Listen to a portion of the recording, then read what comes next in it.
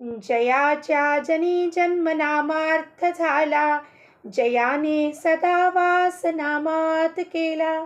जयाच्या मुखी सर्वदा नाम कीर्ती, नमस्कार त्या ब्रह्म चैतन्य मूर्ती. श्रीराम समर्थ. सर्व साधक बंधूंना, आत्मज्योतींना साष्टांग प्रणाम करता माझे सद्गुरू श्री चंद्रकुमारजी यांच्या दिव्य चरणारविंदात साष्टांग प्रणिपात करता. आज 6 जून श्री महाराजांचं प्रवचन, भगवंत आणि मी वेगळे नाही. महाराज आधी म्हणाले, वैराग्या वाचून सारा परमार्थ लटका आहे. मग वैराग्य करगत झालं, हस्तगत झालं, म्हणजे आपल्याला कळतोय काय की वैराग्य जे आपल्या अंगी बांधलं आहे तेव्हा काय पुढची पायरी काय आहे की भगवंत आणि मी वेगळे नाहीत. काय म्हणतात श्री महाराज, समुद्राचा फेस खरा आहे असे वाटले तरी त्याच्या खाली पाणीच असते. असत्य हे नेहमी सत्याला धरूनच राहते. समुद्राचा फेस, आपण गेलो किनाऱ्यावरती, बीचवरती गेलो, समुद्राच्या फेस येत आहेत बाहेर. आता आपल्याला काय वाटतोय, तो खरा वाटत आहे, पण त्याच्या खाली काय आहे, पाणी आहे. म्हणजे पाणीचाच एक रूप आहे फेस. बुडबुडे जे येत आहे ते पाणीचंच रूप आहे आणि सगळं पाण्यातच पुन्हा विरघळून जातोय. असत्य हे नेहमी सत्याला धरून राहतो. सत्य काय आहे, एकमेव परमात्मा भगवंत सत्य आहे, पण तो आपल्याला दिसत आहे का, नाही, तो दिसत नाही आहे, अगोचर. मग असत्य काय आहे इथे, हा शरीर असत्य आहे, हा शरीर नाशिवंत आहे. मग हा असत्य शरीर सत्याला धरून राहतो. सत्य काय आहे, परमात्मा. परमात्म्याला धरून हा शरीर झालेला आहे, परमात्म्याच्या वाचून शरीर झालेलं नाही आहे. तो नसला की इथे चैतन्य नसला की आपण गेलो पडून, शरीराला बाहेर ठेवून देतो, मृत घोषित करतो. हा चैतन्य जोपर्यंत आहे, सत्य जोपर्यंत चालू आहे, तोपर्यंत या असत्याला तोच आधार आहे. चांबड्याला आधार काय आहे, चैतन्य. जे नाही ते तोंडाने सांगणे ही माया. जे नाही दिसत आहे डोळ्यासमोर तरी सुद्धा भगवंताबद्दल आपण बोलत आहोत, तीच माया आहे. कारण बोलल्याने सत्य काही उघडकीस येत नाही, ते सत्य अनुभव करायला लागतो. कितीही आपण निरूपण केलं, कितीही आपण अभंगाचा अर्थ समजावून सांगितलं, तरी सुद्धा जोपर्यंत आपल्या अनुभवात येत नाही, वन्स ओन एक्सपिरियन्स माझ्या अनुभवात येत नाही, तोपर्यंत सगळं लटका आहे. किती का ग्रंथ वाचो ना, किती का आपण मोठे मोठे चरित्र वाचो ना, तरी सुद्धा जोपर्यंत माझ्या अनुभवात येत नाही, ते सर्व काही मिथ्याच आहे. माझ्या अनुभवात आलं की मला पटणार आहे त्या गोष्टी, तिला आपण खरे मानतो. मायेला असत्य मानले की ब्रह्माला सत्यत्व येते. माया, माया म्हणजे काय, ह्या जगत सृष्टीमध्ये दिसणारी प्रत्येक वस्तू नाशिवंत आहे. घर टिकतोय का, गाडी टिकतोय का, आपली नोकरी टिकते आहे का, आपला हा देह टिकतोय का, देह जर्जर होतो आहे, त्याला वय होतो आहे, ह्या सगळं देहाला सगळं होतो आहे, पण हा म्हणजे सत्य आहे का, नाही. मग जे सत्य नाही आहे त्यालाच आपण माया म्हणतो. पण ही माया पण कुणाची दिलेली आहे, परमात्म्यानेच दिलेली आहे. कारण सृष्टीचा क्रम चालला पाहिजे ना. एकाचे 2 झाले, दोघाचे 4 झाले, 4चे 8 झाले, सृष्टी विस्तार झाला. पण सरते शेवटी ती सर्व सृष्टी परमात्म्याच्या आतच विलीन होऊन जाते. हा त्याचा खेळ आहे. हे खेळ आपल्याला समजणार नाहीये. आपण मायेच्या पाठीमागे जातो, पण माया ही मृगजळाप्रमाणे आहे असे समजते, तेव्हा आपण स्वस्थ होतो. काय आहे, मायाच्या पाठीमागे पडलोय. नोकरीमध्ये एक नोकरी बदलतो, दुसरी नोकरी पाहिजे, जास्त पगार पाहिजे. कशासाठी हे सगळं खटपट? 4 पैसे जास्त कमवले तर काय घेणार आहे? एक घर होता, 2 घर बनवले. दुसऱ्या घरात राहतो, पहिल्या घर भाड्याने दिलं, त्याचा डोक्याला टेन्शन. भाडेकरू आला नाही, टेन्शन. पेंटिंग करण्याची टेन्शन. फार्म हाऊस घेतला, त्याला मेंटेन करण्याची टेन्शन. एक फोन घेतला, त्यात लोभ भरला नाही, आयफोन घ्यायचे. आयफोनमधले व्हेरायटी परत निघाले, ते घ्यायचे. म्हणून मायेच्या पाठीमागे लागलं तरी कधी पुरणारच नाही आपल्याला. आणि हे समजलं ज्याला तो स्वस्थ बसणार. जन्माच्या वेळेस सोहम म्हणतो, नंतर कोहम म्हणू लागलो आणि शेवटी देहच मी म्हणू लागला. वास्तविक सूर्य आणि त्याचे किरण हे जसे वेगळे नाहीत, त्याप्रमाणे भगवंत आणि मी वेगळे नाहीत. गर्भात सोहम सोहम, मी आणि तू एकच आहे. परमात्मा जीव म्हणतोय परमात्म्याला, मी आणि तू एकच आहे, म्हणून सोहम.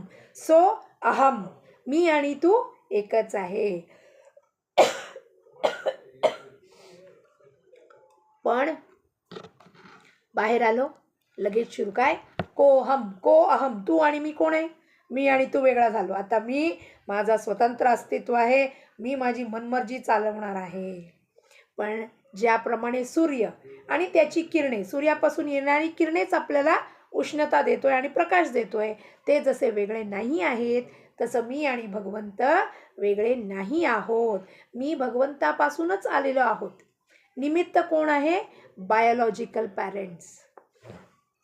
सत्य म्हणजे अखंड टिकणारे, ते म्हणजे परमात्मा स्वरूप होय. सच्चिदानंद स्वरूपाच्या ठिकाणी मन चिटकून राहणे यालाच अनुसंधान म्हणतात. चिटकून जाओ. कसं? फेविकॉल का बॉन्ड, परमात्मा से चिपक जाओ ऐसे, फेविकॉल के बॉन्ड के जैसा कि तोड़े से भी नहीं टूटेगा. मैं और परमात्मा बिछड़ गए थे, अब फिर से मिल गए. साधु संगत में, सत्संग में गुरु ने बताया, तो ऐसा जकड़ के पकड़ लेने का की आपण त्याच्यापासून सुटणारच नाही आहोत. भगवंता वाचून इतर सर्व म्हणजे उपाधी होय. मी आई आहे, बाबा आहे, सासू आहे, सासरा आहे, उपाधी आहे. डॉक्टर आहे, इंजिनियर आहे, मोठा विद्वान आहे, पंडित आहे, साधू आहे, संत आहे, हे सगळं उपाधीच आहे. भगवंता वाचून सगळं उपाधी आहे. मला कळत नाही असे वाटणे ही परमार्थाची पहिली पायरी आहे. आणि मी आणि भगवंत वेगळे नाहीत असे अंगी मुरणे शेवटची पायरी आहे. पहिली पायरी काय आहे? मला काहीच याच्यातलं कळत नाही आहे. कसं? आवळ्याचा मुरब्बा घेऊया. आवळा आणि मुरब्बा, मुरब्बाचा पाक केला साखरेचा, त्यात आवळे सगळे बॉईल करून टाकून दिले, पण आवळ्याचं तुरटपणा अजून गेलेला नाही आहे, म्हणजे साधकाची अहमपणा गेलेली नाही आहे. पहिली पायरी काय आहे तिथे? मला काही कळत नाही या अवस्थेने जायचं, म्हणजे तुरटपणा आवळ्याचा गेलेला नाही आहे. पण साधूच्या संगतीत, सद्गुरूच्या संगतीत सारखं सारखं जाणे, त्यांचे बोध इकडे ऐकून ऐकून ऐकून कसं होणार? 15-20 दिवसांनी ते साखरेचा पाक आवळ्यात जाणार आणि आवळा आणि साखर एक रूप होऊन जाणार. मग आपल्याला तुरटपणा कळतोय का आवळ्याचा? आवळा तुरट होता हो, कसं काय गोड वाटतोय आवळ्याचा मुरब्बा? म्हणजे तुरटपणा जाऊन, म्हणजे साधकाची अहमपणा जाऊन सर्वस्वी तो गुरुच्या अंगी मुरला आहे. परमार्थ त्याच्या अंगी मुरणे हेच शेवटची पायरी आहे. म्हणजे जे जे घडते त्याच्या करता परमात्मा आहे, मी फक्त कर्तव्यापुरता आहे असे वाटणे, याला निष्काम कर्म असे म्हणतात.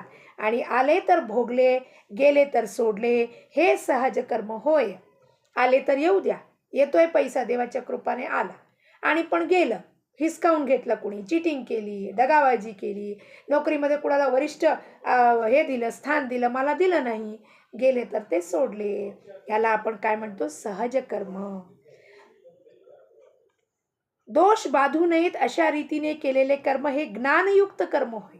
दोष बाधू नये, मी केलंय हे काम, मला मिळालं पाहिजे मान सन्मान, कोणतंही एक कार्यक्रम, सत्संगाचा कार्यक्रम आयोजन केलं, मला मान सन्मान लोकांनी दिलं नाही, हे होता कामा नये. जे काय दिलंय परमात्मा इच्छेने, छोटा काम, झाडू जरी मारायला लावले आश्रमात, तर परमात्माच्या रामाच्या इच्छेने मी झाडू मारतोय. तिथे मोठेपणा नाही आहे, कमीपणा नाही आहे. आणि ईश्वराच्या स्मरणात केलेले कर्म त्याला निरासक्त कर्म असे म्हणतात. आमचे सासरे आश्रमात, गुरु परंपरेतच त्यांचा जन्म झाला. आश्रमात गेले की काही नाही, नुसतं येता जाता खाता पिता त्यांच्या तोंडात अप्पा अप्पा अप्पा अप्पा. गुरूंचा श्री श्री शंकरलिंग भगवान असं नाव होतं. तर ते काय, त्यांना अप्पा म्हणायचं, सगळे अप्पा अप्पा अप्पा. आश्रमात गेले की केर काढायचं, सगळं काम करायचं, होम हवनला सगळं जे काय असतात यागसाठी काय काय वस्तू लागतात ते जमा करायचे, सगळ्यांना पाणी वाढवायचं, पत्रावळी वाढवायच्या, आणि सरते शेवटी सगळं समाधी सोहळा, जयंती उत्सव संपूर्ण झाले की जाऊन सगळ्यांच्या गेल्यावरती टॉयलेट साफ करायचं. भक्तीचा एक भाग त्यांच्याकडून शिकवायला मिळालं की कर्म करताना माझं तुझं करू नये. जे काय ते मी विचारलं त्यांना, बाबा असं का हो तुम्ही एकटे धुता हे सगळे? त्या लोक सगळे येऊन गेले, पण त्यांना कुणाला वाटत नाही का आपण सुद्धा हे काम करावं? कारण हीनपणाचं काम वाटतं ते आपल्याला, की आपण कशाला टॉयलेट धुवावं. ते म्हणायचे, बाळ हे माझ्या अप्पांचं घर आहे, माझं घर आहे हे. अप्पांचं सद्गुरूंचं घर म्हणजे माझं घर आहे, ते माझी माहेर आहे. ती माहेरीत आलेली मुली आपल्या घरचे काम करत नाही का? मग कोण करतं कोण नाही करतं याचा आपण विचार न करू बाळा. आपण फक्त हे विचार करू, हे आपलं घर आहे. सद्गुरूचं घर म्हणजे माऊलीचं घर म्हणजे आपली माहेर आहे ती. आणि माहेरची स्वच्छता कुणाच्या हातात असते? बाळाच्या हातात असते. म्हणून कधीही कोणतं काम आपण ते खालच्या दर्जाचं समजू नये. भक्तीचा खूप खूप मोठा भाग सासऱ्यांकडून शिकण्याचा मला भाग मिळाला आणि महाराजांनी मला गुरुपरंपरेत सून म्हणून पाठवून माझं उद्धार केलं. याच्यात काही दोन शब्द किंवा दोन गोष्ट नाही आहे असं मला सांगावं असं वाटतं. अमुकच फळ मला मिळाले ही वृत्ती सोडणे याचे नाव निरासक्ती. अमुक फळ मला मिळालं पाहिजे ही सोडून देणे ही निरासक्ती. विषयांची विरक्ती झाली की त्याला ज्ञान झाले म्हणायचे. थोडक्यात म्हणजे जे कर्म बंधनाला कारण होते ते अज्ञान आहे आणि मोक्षाला कारण होते ते ज्ञान समजावे. ज्या कर्म करताना मला बंधन वाटतोय ते अज्ञानामुळे मी करत आहे आणि ज्या कर्म करताना मला आनंद होतोय, मग एकदम आनंदाने हे काम करत आहे, निरासक्तीने काम करते, तेच कर्म कसे होऊन जातात? मोक्षाच्या वाटचालीला घेऊन जातात. कर्मयोग, कर्ममार्ग, उपासना मार्ग, नवविधा भक्ती इतर सर्वांनी गाठण्याचे ध्येय एकच असते. विवेकानंदासारखे आपण कर्ममार्गात जाऊ की तुकाराम महाराजांचं भक्ती करू की नवविधा भक्ती करू, कोणतंही केलं तरी ते ध्येय एकच आहे. काय सरते शेवटी मी आणि भगवंत वेगळे नाही आणि मी आणि परमात्मा एक आहे आणि भगवत प्राप्ती ही नरजन्माची काय आहे? उपलब्धी आहे. लग्नात ज्याप्रमाणे अमुक एक खर्च मी जास्त करीन दुसरा कमी करीन असे माणूस म्हणतो, पण मुख्य कार्य हे की मुलीला नवरा गाठून देणे, त्याप्रमाणे भगवंताची भेट होणे हे मुख्य होय. आपली देहबुद्धी संतांच्या संगतीच्या आड येऊ देऊ नये. देहबुद्धी म्हणजे अभिमान संतांच्या संगतीत आड येऊ देऊ नये. ते जे सांगतील आपल्या भल्याच्या साठी सांगतील आणि ते मान्य करणे आपण काय करावं? मुकाट्याने ते मान्य करावं. तिथे आपलं डोकं चालवण्याची गरज नाही आहे. गुरुला सूक्ष्म शरीरातले काय आहे ह्या जीवाची मागणी काय आहे हे त्यांना माहीत असतं. आपलं हे शरीर आपण समजतो गुरु आपल्या ह्या शरीराला पाहतोय, नाही, कधीच पाहत नाही. तो आपल्या सूक्ष्म शरीराकडे लक्ष असतं. या जीवाची खरोखरची मागणी काय आहे, याचा उद्धार कशात आहे आणि त्या वाटचालीत आपल्याला पुढे घेऊन जातो. भगवंताच्या स्वरूप दर्शनाच्या आड माझ्या देहबुद्धीचा पर्वत येतो. सर्व साधनांचा उपयोग अभिमान नाहीसा करण्यासाठी असतो. नामस्मरणाने हे काम लवकर होते आणि म्हणूनच सर्व साधनांचे सार भगवंताचे नाम हेच आहे. ते आपण श्रद्धापूर्वक घ्यावे आणि भगवंताशी एक रूप व्हावे. आपण प्रयत्न करीत असताना भगवंत माझ्या पाठीशी आहे ही भावनाच आपल्याला उद्धारूनच नेईल आणि खात्री बाळगा आणि भगवंताच्या नामात आनंदाने कालक्रमण करा. एकमेव उपाय सर्व साधनांचा सार काय आहे? नामस्मरण. खाता पिता उठता बसता धंदा करिता सर्व काळ सर्व वेळ सर्व अवस्थेत शौच अशौचची बाधे नाही, मंगळ अमंगळची बाधा नाही. नामस्मरणाला काळ वेळाची काहीही बाधा नाही, कारण काळाला अतीत आहे नाम. म्हणून आपण सर्व वेळ ते नाम घेऊ, आनंदाने राहू.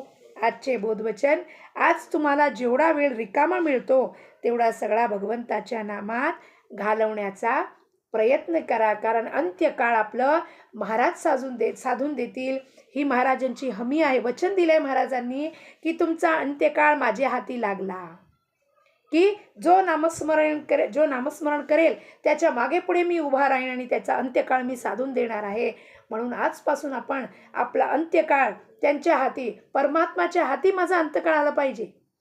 हॉस्पिटलमध्ये व्हेंटिलेटरमध्ये किंवा बेडवरती पडून मेडिकल बेडवरती पडून कधी हा जीव जातोय की नाही जातोय, त्रास होतोय, माझ्याकडे कोणी लक्ष देणार नाही आहे, मुली कुठे फॉरेनमध्ये राहतात, कुणी येणार नाही आहे जवळ, एक 24 तासाची बाई लावून टाकली, त्याने समाधान होणार आहे का?